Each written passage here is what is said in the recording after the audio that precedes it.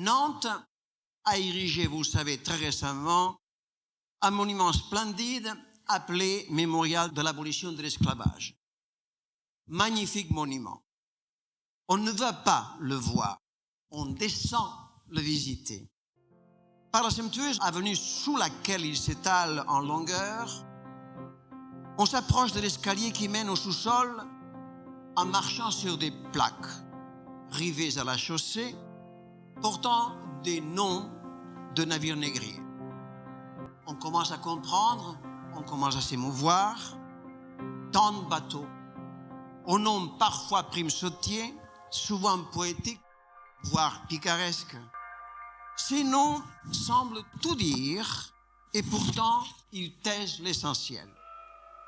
Comme si, pour évoquer une autre histoire, on s'approchait d'un autre monument, en foulant des plaques portant les numéros des wagons et des convois SNCF, où l'on avait entassé d'autres déportés. Ces numéros crieraient l'immensité des désastres, mais ne diraient rien de ce qu'il avait accepté, voulu, programmé, légalisé, réalisé. Les marches, enfin, et le sous-sol au bord de la Loire, glacial, comme le ventre d'un bateau négrier, sonorisé par le bruit sourd des clapotis paresseux de l'eau du fleuve, long souterrain éclairé par les reflets de la lumière du dehors, sur des panneaux translucides racontant la longue et longue marche vers la liberté de celles et ceux dont les corps, par générations entières, de siècles durant, avaient souffert l'étau des entraves, le poids des chaînes, la morsure des fouets, la brûlure de la poudre, les crocs des chiens, dont l'esprit aurait dû succomber sous l'interminable mépris, l'insupportable sarcasme, l'innommable délit d'humanité. On parcourt le souterrain, la gorge serrée, et c'est un soulagement de rebrousser chemin, remonter sur l'avenue, respirer au grand jour. Le message est aveuglant de clarté. Il y a eu de l'esclavage. Il y a eu cet esclavage-ci. Forcé par celle des esclaves, la volonté des puissants a fini par céder et enfin, au bout de siècles, l'esclavage a vécu. Gloire à ceux qui se sont révoltés, honneur à ceux qui ont décrété l'abolition.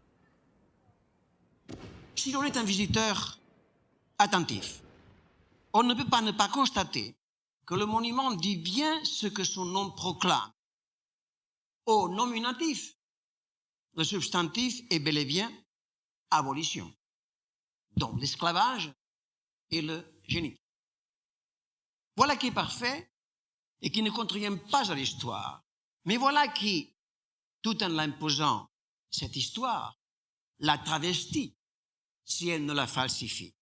Car en somme, le monument dit très clairement qui abolit cet esclavage-ci. Mais où peut-on voir dans ce mémorial qui a instauré, favorisé, organisé, maintenu, encouragé, accompagné, prébendé, institué, ordonné, légalisé cet esclavage? De beaux caractères sur les panneaux translucides disent des décrets de libération, des décrets d'abolition. Aucune trace, aucun rappel d'une volonté royale, d'un édit royal, d'un code royal ordonnant l'ignoble pratique et légiférant sur son fonctionnement jusqu'au moindre détail, de l'arrivée du noir déporté aux îles à sucre jusqu'à sa mort, du soleil de l'aube au soleil du crépuscule, des prémices de la nuit aux premières pâleurs du matin. Allons droit au but, sans subterfuge. Le mémorial célèbre l'acte étatique de l'abolition d'un système dont l'existence est dénoncée, mais dont est magistralement occultée cette réalité massive et au sens fort des mots fondatrice, l'esclavage n'a pas été dans l'ignorance ou l'impuissance ou la complicité tacite de l'État, n'a pas été le fait d'une bande de brigands, de compagnies interlopes, d'une mafia de trafiquants occultes, d'une vaste lignée de pirates. Il a été la conséquence de l'acte étatique de son instauration et de sa légitimation royale. Sous forme monumentale de mémoire, il y a donc au mémorial occultation, falsification, travestissement de l'histoire. Occultation, en étalant les effets tout en taisant la cause, le visiteur n'est pas en mesure de deviner tout seul qui est en amont le responsable historique du désastre. Les compagnies, les armateurs fabricants et pas Versailles. Dans l'exemple évoqué plus haut, en passant, qui était le responsable? La SNCF et pas Vichy ou Berlin. Falsification.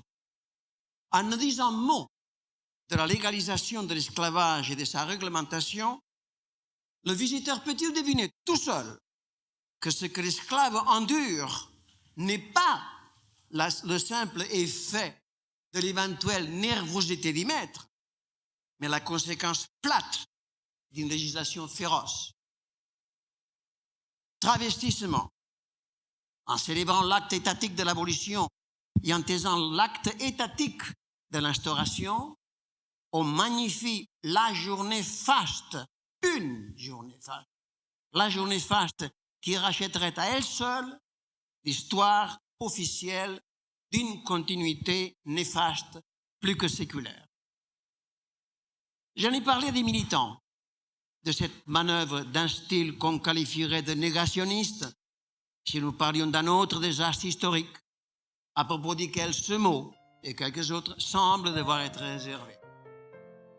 J'ai évoqué ces oublis, ces blancs sur les panneaux translucides du mémorial chaque fois que l'occasion m'en a été donnée et je récidive aujourd'hui devant vous. D'autres que moi s'en sont inquiétés auprès de la municipalité de Nantes, auprès des universitaires responsables de la gestion du mémorial et des actes académiques ou militants qui se tiennent à Nantes autour du mémorial.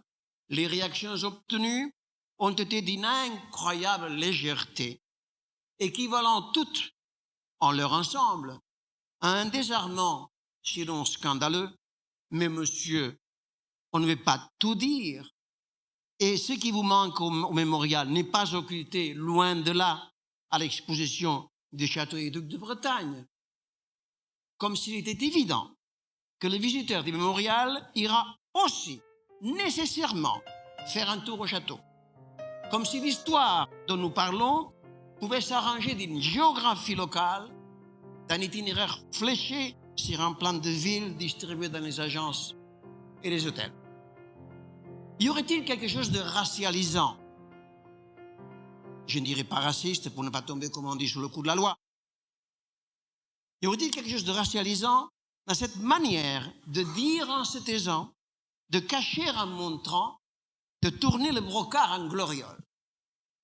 Les blancs du mémorial seraient-ils là pour rassurer autant que possible la mémoire des blancs dans l'histoire de la façon dont ils ont traité les noirs? Rassurer inconsciemment, je l'espère, avec une intention pédagogique précise, je le crains.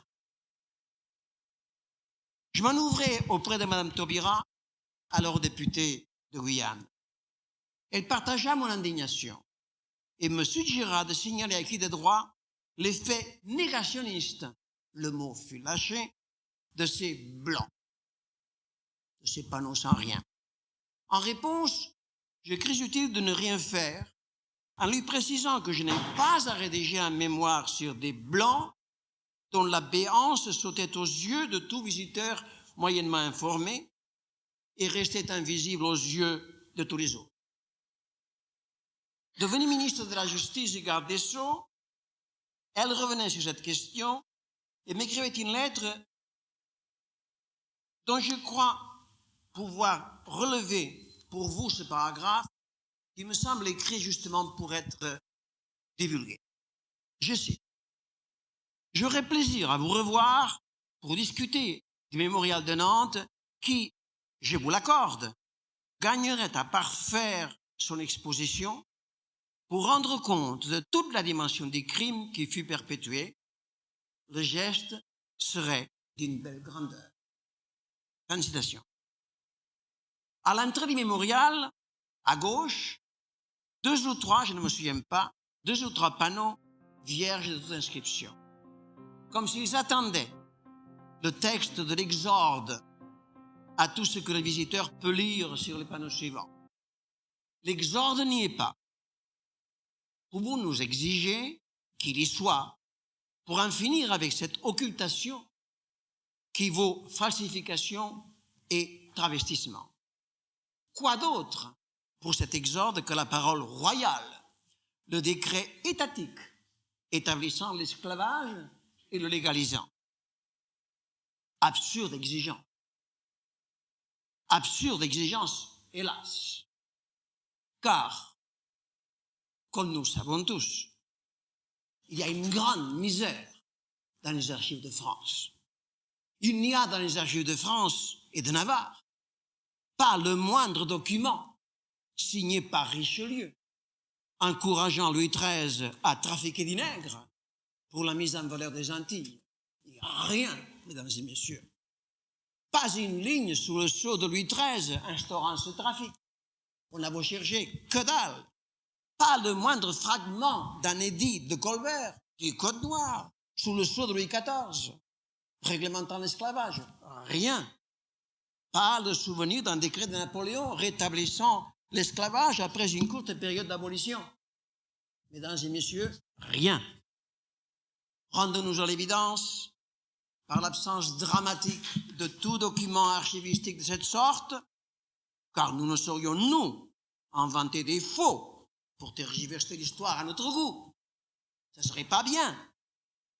Par l'absence dramatique de tout document archivistique de cette sorte, la blancheur des panneaux vierges du mémorial ne saurait être maculée de quelque texte que ce fût. Elle convient parfaitement, dans sa blanche nudité, aux intérêts de la mémoire blanche. Traverse le temps, qu'ils ensanglantent et disparaissent, esclavage et traite des Noirs, surgit l'un et l'autre d'inéant. Et la France n'y est pour rien. Il serait donc impossible de parfaire l'exposition mémoriale par un geste d'une belle grandeur. Merci.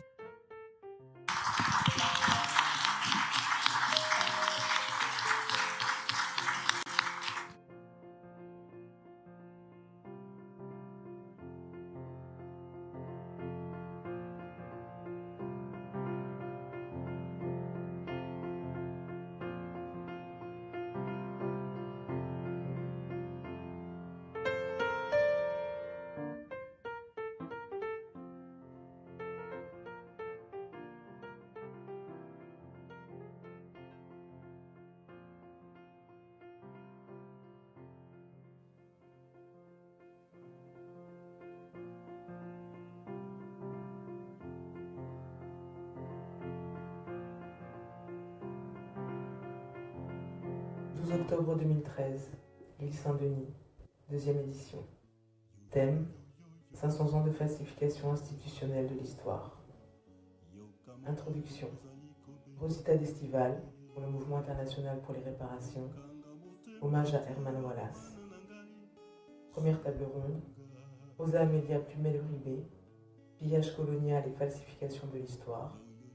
Louise-Marie Diop-Maes, l'image de l'Afrique ancienne travestie. Peter Lema, résistance autour de la résistance noire à l'esclavage. Alors, c'était un film pédagogique qui était fait pour les enfants, qui était commandité par l'UNESCO, par le projet La Route de l'Esclave, qui est un projet qui travaille depuis environ une vingtaine d'années avec certains militants qui sont dans cette salle. Seconde table ronde. Sarah Maldoror, l'importance de la production cinématographique. Jean-Jacob Bicep, député, La responsabilité des politiques, et Louis Salamolins, Les Blancs et les Blancs du mémorial de Nantes.